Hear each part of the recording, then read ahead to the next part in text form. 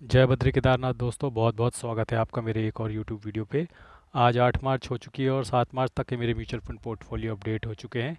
दोनों ही portfolio grow app और end money app मैं आपको दिखाऊंगा और आप लोगों को बताऊंगा कि कितना नफ़ा नुकसान हुआ मेरे पोर्टफोलियो में। आइए सबसे पहले बात कर लेते हैं एफआईआई डेटा की। तो आप देख सकते हैं कि एफआईआई ने कल यानी 7 मार्च को लगभग 2035 करोड़ की सेलिंग करी है, वहीं डीआई ने लगभग 2320 करोड़ की बाइंग करी है। जैसा कि मैंने आपको बताया था कि इस वक्त मार्केट को रिटेलर्स ही चलाएंगे। अगर रिटेलर्स बाय करेंगे तो मार्केट ऊपर जाएगी, रिटेलर्स सेल करेंगे तो मार्केट नीचे जाएगी, क्योंकि डीआईआई और एफआई लगभग रेसिप्रोकल बाइंग सेलिंग कर रहे हैं। जैसा वो कर रहा है उतना ही वो बाय करता है, उतना वो सेल करता है, जितना वो सेल करता है उतना वो बाय करता है। तो मार्केट ले दे के आ जाती है रिटेलर के हाथ में। तो रिटेलर जैसा एक्शन लेगा उसी तरीके से मार्केट परफॉर्म कर रही है। लेकिन ट्रेंड से इतना तो साफ है कि फ़िलहाल एफआईआई मार्केट में, इंडियन मार्केट में इन्वेस्ट करने की बिल्कुल भी इच्छुक नहीं है। और जब तक वो इच्छुक नहीं है तो बहुत बड़ा कोई ट्रेंड रिवर्सल होने नहीं वाला है। हल्के फुल्की मार्केट ऊपर जा सकती है, जैसा कि इस वक्त जा भी रही है, लेकिन इसको प्रॉपर ट्रेंड रिवर्सल नहीं माना जा सकता। हाँ, अगर ये एफआई मार्केट में दोबारा से बायर बन जाते हैं तो मुझे ऐसा लगता है कि कुछ ट्रेंड रिवर्सल हो सकता है और उसके बाद थोड़ा मार्केट ऊपर जा सकती है। लेकिन आज मैं एक बोल्ड प्रेडिक्शन करता हूँ कि मुझे ऐसा लगता है कि निफ्टी साल के आखिर तक 25 से 26 हज़ार के बीच रहेगी। तो ये लगभग यहाँ से 10% क्या गेन तो मैं बोल ही रहा हूँ, तो लगभग इतना ही गेन रहेगा आने वाले समय में। और साल के आखिर तक 25 से 26 हज़ार के बीच ये रेंज रहेगी निफ्टी की।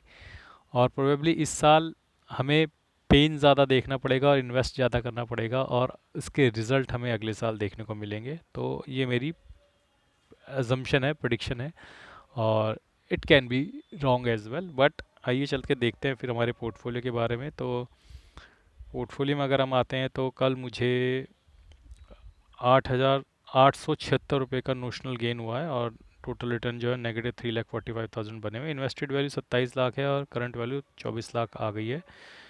अब मैं आपको दिखा देता हूँ किस किस म्यूचुअल फंड ने कल मुझे पॉजिटिव रिटर्न दिया है। और तो जिसने मुझे पॉजिटिव रिटर्न दिया है वो म्यूचुअल फंड आपको ऊपर नज़र आएंगे, जिन्होंने नेगेटिव दिया है वो नीचे नज़र आएंगे। तो आप देख सकते हैं कि मोतीलाल ओसवाल निफ्टी डिफेंस और एचडीएफसी डिफेंस, इन्होंने कल अच्छा पॉजिटिव रिटर्न दिया है, 755 और 119। उसके बाद टाटा स्मॉल कैप है जिसने 502 रुपये का रिटर्न दिया है, नोशनल गेन है। बैंक ऑफ इंडिया 744, बंधन स्मॉल कैप 711। जैसा कि आप लोगों को याद ही है, कल स्मॉल कैप अप थे तो स्मॉल कैप के ही गेन आएंगे, बाकी मिड कैप में थोड़ा नुकसान दिखेगा और large cap you know break even के आसपास क्लोज हुए होंगे। Bandhan small cap 711, Quant infrastructure 196, Invesco India infrastructure 47, Nippon India small cap 910, Quant small cap 909, Quant large cap 359, Nippon India power 13, Canara Robeco 126, Invesco India PSU 202, Quant mid cap 226।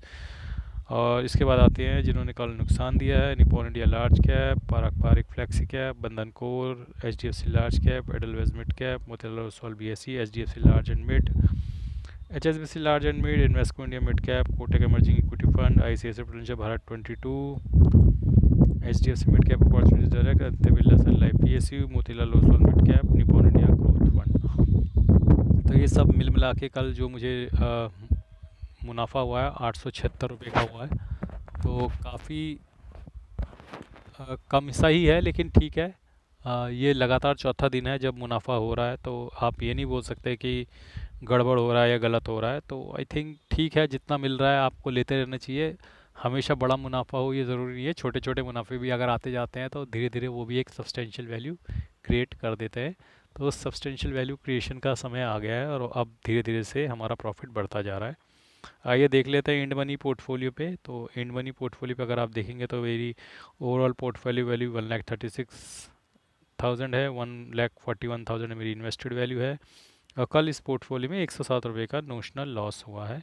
और आइए देख लेते हैं कौन कौन से फंड ने कल रिटर्न दिया है। तो ऊपर आप देख सकते हैं निपॉन इंडिया लार्ज कैप ने कितना रिटर्न दिया है, और नीचे आपको ओवरऑल दिख जाएगा। तो मैं आपको दिखा देता हूँ, मैं बोलूँगा नहीं, थोड़ा गला भी थक जाता है बोलते बोलते, लेकिन आपको मैं दिखा पूरा देता हूँ।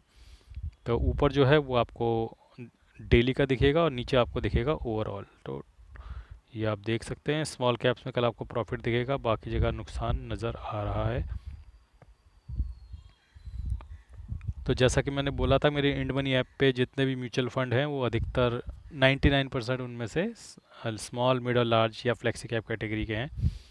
तो एक आध फंड जो पहले से ले रखा है ग्रो ऐप से यहाँ पुल किया है मैंने, तो उनको मैं सेल ऑफ कर दूंगा over the period of time. और यहाँ पे जो मैंने पोर्टफोलियो अभी जनवरी से बनाना शुरू किया है, लार्ज मिड और ग्रो और स्मॉल और फ्लेक्सी कैप, वही फंड्स आपको यहाँ पे नज़र आएंगे। तो अब बात कर लेते हैं कि कितने 77,100 की मेरी एस आई पीज़ लगी है, 9,400 की एस आई पीज़ कम्प्लीट हो चुकी हैं।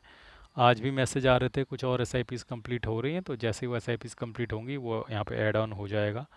क्योंकि 7,200 की एस आई पीज़ कटी हैं फ्राइडे को, तो अभी तक वो सारी एस आई पीज़ बाय नहीं हुई हैं। जैसे ही बाय होंगे तो ये अमाउंट बढ़ता चला जाएगा, कल भी शायद इसमें एडिशन होता रहेगा। आइए बात कर लेते हैं एस आई पीज़ की। तो अब 10 मार्च को मेरी एस आई पी लगी हुई है निपॉन इंडिया लार्ज कैप की, ये डेली एस आई पी है। I C I C Prudential blue chip की डेली एस आई पी है। Monthly S I P S B I small cap की लगी हुई है, टाटा स्मॉल कैप की भी लगी हुई है, कैनरा रोबेको स्मॉल कैप की लगी है, bank of India small cap की लगी है, बंधन कोर इक्विटी की लगी है, मोतीलाल ओसवाल मिड कैप।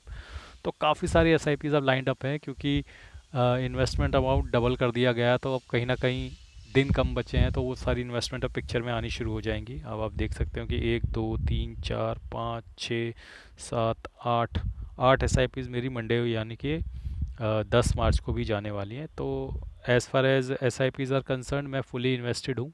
और इनफैक्ट मैंने अपनी एस आई पीज़ इस वक्त डबल कर दी हैं। जिन लोगों ने बीच में वीडियो नहीं देखे होंगे या वो मिस कर गए होंगे, उनको मैं बता देता हूँ कि मैंने अपनी एस आई पीज़ डबल कर दी हैं और मार्च से ही। और मैं इन एस आई पीज़ को कब तक कंटिन्यू कर पाऊँगा, डबल एस आई पी को कब तक कंटिन्यू पाऊँगा, ये देखना पड़ेगा। जब तक मेरे पास कॉर्पस रहता है या फिर जब तक मार्केट बहुत ज़्यादा ऊपर नहीं चले जाता, लेकिन वो क्या रहेगा आगे मैं आपको बता दूंगा। लेकिन फ़िलहाल मैंने अपनी एस आई पी डबल कर दी है। हो सकता है कि 2 3 4 महीने बाद मैं इस double S I P amount को चला ना पाऊँ, क्योंकि देखिए इनकम सोर्स लिमिटेड है, ठीक है, और एस आई पीज़ 80,000 के लेवल पे चला पाना मेरे लिए मुश्किल होगा। मैं जो comfortably S I Pease afford कर सकता हूँ वो 40 से 50,000 के बीच की है, जो मैं अफोर्ड कर सकता हूँ पर मंथ। लेकिन इस वक्त मैंने अपनी एस आई पीज़ लगभग 80,000 की कर दी हैं। और मैं ये बात जानता हूँ कि मैं 80,000 की एस आई पीज़ मंथली फ़िलहाल नहीं चला सकता, जो मेरा करंट इनकम है। तो मुझे इसको थोड़े समय के लिए चला के देखना है, और क्योंकि मार्केट एक अट्रैक्टिव लेवल पे है और इस लेवल पे मैं एक्स्ट्रा बाइंग करने की सोच रहा था। तो इंस्टेड के मैं एक लमसम डाल दूं और उसके बाद मार्केट 1000 पॉइंट और नीचे चले जाए, मैं पूरा रिस्क कवर करने की सोच रहा हूँ, इसलिए मैंने एस आई पीज़ लगा दी हैं। और ग्रेजुअली देखूंगा जब मार्केट थोड़ा रिकवर कर जाएगी या फिर मेरे पास कैश क्रंच होगा, तो मैं दोबारा अपनी नॉर्मल 40 45 हज़ार की S I Pease monthly S I Pease पे वापस आ जाऊंगा। तो ये तो रही बात मेरे ग्रो मनी ऐप के म्यूचुअल फंड पोर्टफोलियो की। तो दोस्तों आई थिंक ओवरऑल यही चल रही है सिचुएशन। और जैसा कि मैं आप लोगों को बताता ही रहता हूँ कि इस वक्त आपको अगर एस आई पी करनी है, तो मतलब लमसम डालना है, तो आपको एक साथ एक ही झटके में डालने के बजाय आप उसके कुछ टुकड़े कर लीजिए, और या फिर एसआईपीस कर लीजिए। अगर आप मान लीजिए आपके पास 2 लाख रुपए हैं और आपको उसको इन्वेस्ट करना है, लमसम ना करके उसे 2 महीने की एसआईपी में डाल दीजिए, तो 2 महीने के अंदर वो सारा इन्वेस्ट भी हो जाएगा और आपको एवरेज आउट होके एक अच्छे लेवल पे एसआईपीस मिल भी जाएंगी, अच्छे लेवल पे एनएवीज मिल भी जाएंगे, रेदर देन कि आप थोड़ा रिस्क लो और एक लमसम डाल दो 2 लाख का, फिर उसके बाद मार्केट 1000 पॉइंट नीचे चली जाए तो आपको दुख होगा। हालांकि म्यूचुअल फंड में तो ये है कि अगर आप लंबे समय तक टिके हो तो आपको ऑटोमेटिक आप प्रॉफिट में आ ही जाओगे। लेकिन फ़िलहाल फिर भी अच्छे से अच्छे लेवल पे एनएवीज़ बाय करने की कोशिश करनी चाहिए, सस्ते से सस्ते लेवल पे एनएवीज़ बाय करने की कोशिश करनी चाहिए, क्योंकि हर वो पैसा जो आप बचाओगे सस्ती एनएवी खरीद के, वो कहीं ना कहीं आगे जाके आपको 2x 3x 4x का रिटर्न देगा। अब एक बात अभी ये है कि जो मेरी एक्स्ट्रा एस आई पीज़ मैंने शुरू की हैं वो सिर्फ लार्ज कैप, यानी कि निपॉन इंडिया लार्ज कैप और आपका ICICI blue chip large cap और पराग पारिक। तो मैंने फ़िलहाल मेरा फोकस लार्ज कैप पे ही है, तो मैंने लार्ज कैप में ही एसआईपी शुरू करी है। और जो मेरी मिड कैप स्मॉल कैप और लार्ज और फ्लेक्सी कैप का जो कॉम्बो एसआईपी चल रही थी वो चलती आ रही है। तो ऐसा नहीं है कि मैंने स्मॉल और मिड कैप की एसआईपीज बंद कर दी हैं, लेकिन कोई एडिशन ऐड नहीं किया उनमें। लेकिन मेरी नॉर्मल जो मिड कैप स्मॉल कैप की एसआईपीज़ हैं वो भी चल रही हैं। तो दोस्तों ये थी ओवरऑल सिचुएशन मेरे पोर्टफोलियो की। और जैसा कि मैं आपको बता ही चुका हूँ कि सुनने में आ रहा था कि भारत सरकार विचार कर रही है कि एक capital gain, specially long term capital gain पे कुछ विचार कर रही है। लेकिन वो क्या विचार है, वाकई वो विचार कुछ बनने वाला है या नहीं बनने वाला, क्योंकि अगर बनना है तो यही समय है दोस्तों, इसी वक्त कुछ अनाउंसमेंट होनी चाहिए 1 अप्रैल से पहले पहले, क्योंकि 1 अप्रैल से फिर नया कैलेंडर ईयर शुरू हो जाएगा, उसके बाद पूरे साल फिर वही रेट रहते हैं। अगर सरकार को capital gain, long term capital gain में कुछ बदलाव करने हैं या शॉर्ट टर्म कैपिटल गेन में कुछ बदलाव करने हैं, तो यही 15-20 दिन है, इसमें अगर कोई अनाउंसमेंट हो जाती है तो 1 अप्रैल से वो लागू हो सकती है। लेकिन अगर इसमें कोई अनाउंसमेंट नहीं होती तो फिर वो लागू करना पॉसिबल नहीं होगा। उसके बाद तो फिर आपको अगले साल के बजट का ही इंतज़ार करना पड़ेगा, जो कि फरवरी में आएगा। मुझे उम्मीद है, हालांकि ये सच साबित होती है उम्मीद या नहीं वो कहना मुश्किल है, लेकिन मुझे उम्मीद है कि भारत सरकार भी अपने इन्वेस्टर्स का ध्यान रखते हुए कुछ ना कुछ कदम ज़रूर उठाएगी और कैपिटल गेंस में कुछ राहत देने की कोशिश करेगी। क्योंकि कई बुद्धिजीवियों का ये मानना है कि आप लॉन्ग टर्म कैपिटल गेन कम करो, आप देखो इमीडिएटली एफआई वापस आ जाएंगे। मुझे भी ऐसा लगता है एफआई इमीडिएटली वापस आ जाएंगे। तो दोस्तों, एक एक हमारे यूज़र है, मैं उनका नाम भूल गया, उन्होंने पूछा था भैया आप एनएससी में जाते हो तो किस तरीके से अलग अलग इंडेसेस कैसे देखते हो। तो आइए मैं उनको बता देता हूँ। देखिए, आप एनएससी जाइए, एनएससी इंडिया की वेबसाइट पे जाइए, this is national stock exchange of India. तो इसमें आप आते हैं, इसके अंदर आने के बाद आपको यहाँ पे थोड़ा सा स्क्रॉल करना है, यहाँ पे व्यू ऑल इंडेसेस पे जाना है। व्यू ऑल इंडेसेस पे जाने के बाद आपको ऊपर स्क्रॉल करना है और आप देखोगे कि यहाँ पे आपको निफ्टी 50 दिख जाएगा, मिड कैप 50 दिख जाएगा, मिड कैप 100 दिख जाएगा, mid cap 150, small cap 50, small cap 250। तो इस तरीके से आपको सारे इंडेसेस यहाँ पे दिख जाएंगे।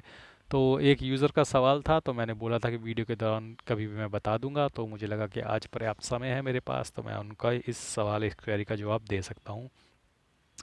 बाकी मैंने कुछ लिंक्स दिए हुए हैं म्यूचुअल फंड्स रिलेटेड बुक्स के। फ्लिपकार्ट के लिंक स्क्रीन पे अवेलेबल हैं और अमेज़ोन के लिंक डिस्क्रिप्शन में अवेलेबल हैं। अगर आपकी इच्छा हो तो आप जाके देख सकते हैं। और आज के लिए बस इतना ही। जल्दी मुलाकात होगी एक बार फिर से एक और वीडियो के साथ, जहां मैं आपको अपने म्यूचुअल फंड पोर्टफोलियोज़ की अपडेट देता हुआ नज़र आऊँगा। आज के लिए बस इतना ही। धन्यवाद। Good bye. जय बद्री केदार।